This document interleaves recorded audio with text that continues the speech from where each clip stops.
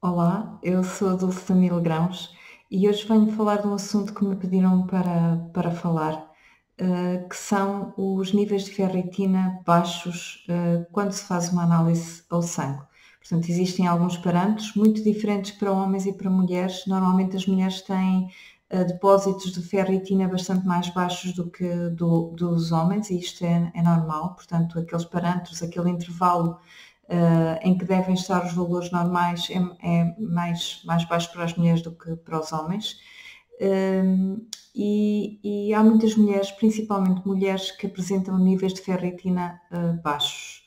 Eu já vou explicar o que é a ferritina, mas antes de continuar queria dizer que há muita preocupação, ou deverá haver alguma preocupação no caso dos níveis de ferritina estarem altos.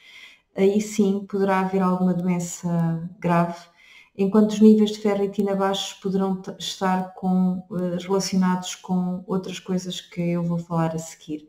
Portanto, se tiver níveis de ferritina muito altos, poderá indicar inflamação no corpo, poderá indicar algum problema no fígado, e portanto deverá ver o que é que se passa.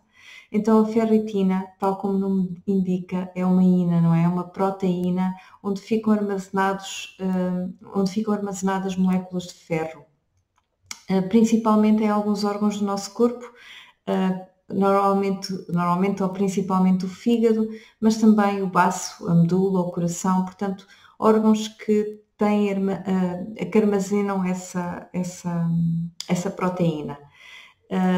Essa proteína tem, portanto, uma grande quantidade de ferro que pode ser libertado no caso do corpo precisar, portanto, de ferro para a corrente sanguínea.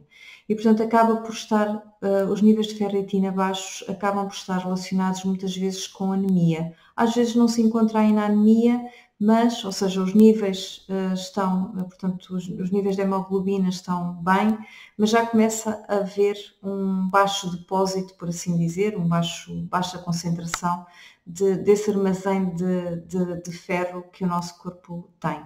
Então, como é que nós podemos subir estes níveis de ferritina de forma natural? Portanto, descartando alguns problemas que possam existir, como sendo hemorragias. Às vezes uma gravidez também faz com que as reservas de ferro baixem, portanto a mãe está a doar ao filho parte do seu ferro, não é? Que tem no organismo e deverá ingeri-lo de outras formas. Portanto, se forem coisas naturais, muitas vezes as mulheres em período fértil poderão ter níveis de ferritina um pouco mais baixos. Se não houver nenhum problema de saúde associado aos níveis de ferritina baixos, como é que nós podemos fazer com que eles subam?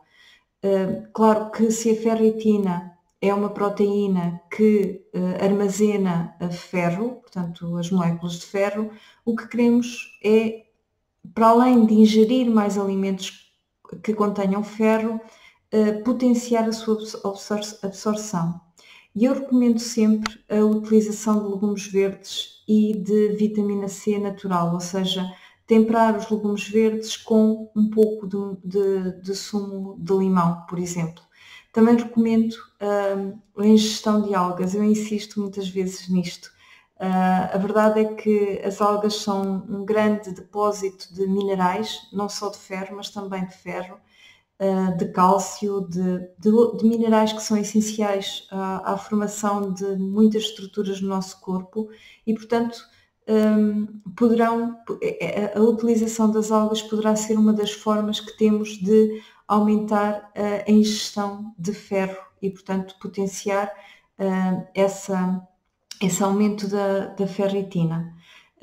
Uma das coisas que, por exemplo, se recomenda na macrobiótica é a utilização, por exemplo, de chá de uma alga que neste momento se compra com muita facilidade e existe também na marca Algas do Atlântico, não precisamos que venha do Japão, que é chá de alga kombu. Para além disso, eu coloquei aqui algumas indicações. Se puder consumir sopa de miso com algas, a sopa de miso acaba, para além de ajudar, portanto, tem as algas, para além de ajudar a absorção, ou seja, contém um alimento que tem ferro.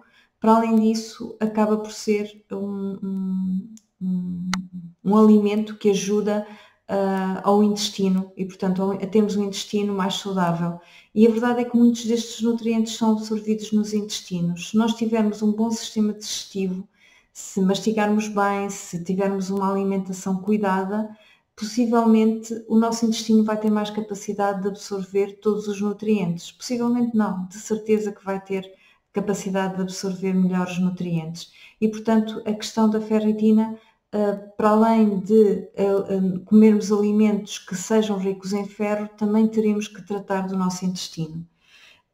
Uma das coisas que eu conheci na macrobiótica e recomendo fazer é, por exemplo, a utilização de mochi, que é o arroz integral socado durante algum tempo num suribachi ou num almofariz, de forma a ficar uma pasta pegajosa e muito, muito nutritiva e saborosa. Portanto, acaba por sair o doce do arroz e acaba por se tornar um alimento muito rico. A utilização de mochi, a utilização de legumes verdes, de legumes de folha verde, como sendo desculpem, grelos, brócolos, portanto, nabiças, couve galega, portanto, a nossa couve galega é riquíssima. A utilização, eu não recomendo tanto espinafres, porque os espinafres não têm um ferro que seja absorvível, para além de serem ricos em oxalatos, portanto, não recomendo os espinafres. Mas outros vegetais de folha verde, como os que acabei de dizer, e agrião também. Também a utilização eu estava a dizer, do sumo de limão junto com estes vegetais, como eu já disse, a utilização de salsa. A salsa é riquíssima em ferro, portanto, sempre que puderem, coloquem um pouco de salsa fresca em cima dos alimentos, temperem-na também com limão, façam até inclusivamente um molho. Eu costumo fazer muitas vezes este molho, cebola cortada miudinha, salsa cortada miudinha, sumo de limão e azeite, e tempero com estes vegetais. Portanto, potenciar sempre esta ligação ferro-vitamina C, que ajuda à absorção deste mesmo ferro. Portanto, pus aqui mais uma coisa para caso não seja vegan ou vegetariana, poderá incluir na sua alimentação peixe 2, 3 vezes por semana, até o problema regularizar. Como isto é um depósito, poderá regularizá-lo poderá regularizá-lo e depois não ter este problema mais na sua vida. As leguminosas como fontes de proteína e também portanto, são ricos em proteína e acabam por nos trazer mais vitalidade, poderão ajudar também nesta questão da ferritina.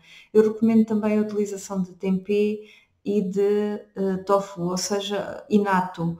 Natto é um fermentado a partir de feijão de soja, não é muito fácil de encontrar e, portanto, se não encontrar, não se preocupe com isso, como o peixe 2, 3 vezes por semana.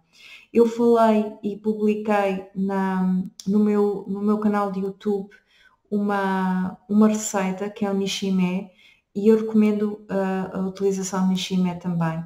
E poderá esporadicamente, uma vez por semana ou assim, beber sumo de cenoura. O sumo de cenoura também é muito bom, e não recomendo a utilização de sumo de cenoura diariamente, nem nada que se pareça, nem em muita quantidade, mas um copinho de sumo de cenoura, imagine, ao sábado de manhã faz um sumo de cenoura fresco e beba o sumo de cenoura, até com uns pinguinhos também de limão ou uma rodela de limão. Pronto, as recomendações estas recomendações para aumento da ferritina acabam também por influenciar, caso tenha anemia.